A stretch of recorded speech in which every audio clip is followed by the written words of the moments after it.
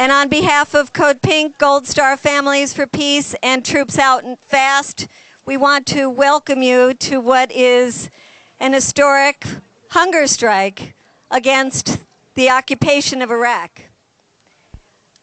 We're going to break bread together, we're going to have our last meal together, and then at midnight tonight we will start the fast.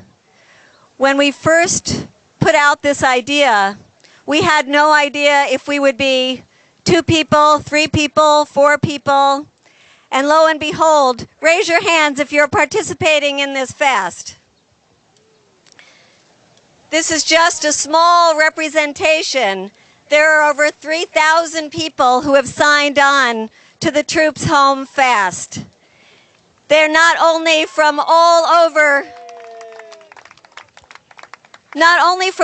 this country, but the last we counted, they were from 18 different countries. They were from Egypt, from Pakistan, from Australia, from Italy, from Greece, from the Netherlands, from Sweden, from Venezuela, from Argentina. All over this world, people are joining in the Troops Home Fast. And we are launching it on July 4th for a very important reason. And that is because we love this country and we feel that our country needs to go back to its roots of resisting empire, resisting domination. Our nation has become the empire and the dominator that we fought against. And we are saying now we are going to reclaim our independence. We want to be independent from war. And by doing this fast, we want to show people around the world that the American people have had enough of war and occupation. 230 years ago tomorrow, our forefathers and our foremothers declared independence from an oppressive regime. Another George III. Our George III is also a repressive regime. He's an illegitimate president who never ever won election. He is a pretender to our Oval Office, and the irony is he has caused so much damage in the world for an illegitimate president. When they declared independence from their George III, they said governments can only govern with the consent of the governed. We are here, and we represent millions of Americans who say you do not have our consent to govern us anymore. We are withdrawing our consent from an administration that condones torture. We are withdrawing our consent from an administration who occupies an innocent country that was no threat to the United States of America. We are withdrawing our consent from a government who spies on us and checks our bank records. I hope they were amused when they looked at my bank records.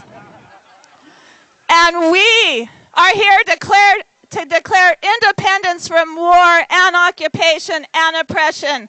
And we are standing in solidarity with our brothers and sisters, American coalition and Iraqis who don't have enough clean water to drink, who don't have enough food to eat, who can get killed when they go to the marketplace to shop for their family, who can get raped by our soldiers just living, whose families can be killed.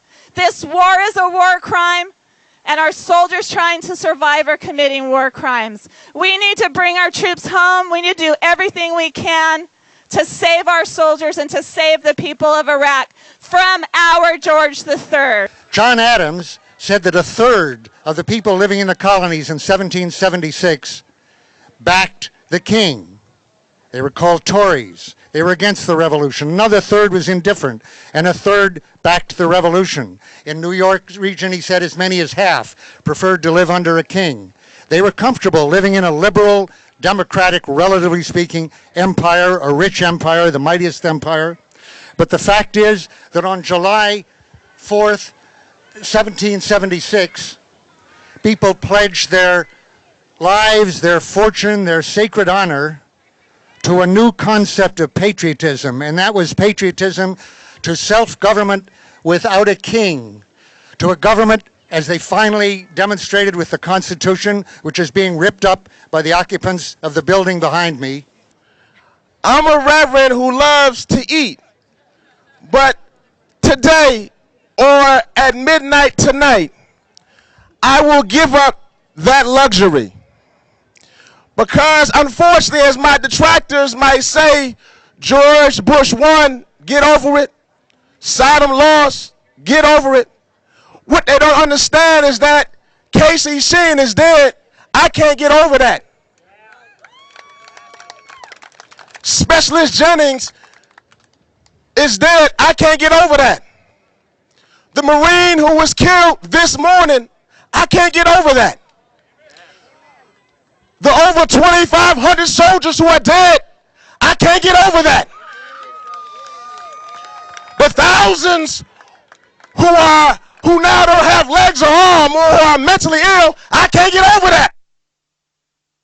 My name is Jeff Millard. I spent 13 months in Iraq. I spent 8 years in the military, and I'm now a member of Iraq Veterans Against the War. And I'm taking part in this fast because last year at this time, I was sitting in Iraq. Last year at this time, all I really wanted in the entire world was to go home and spend that time with my family. Now I decided to come to D.C. to be with my family, the family of the peace movement, who has welcomed me so much upon coming home.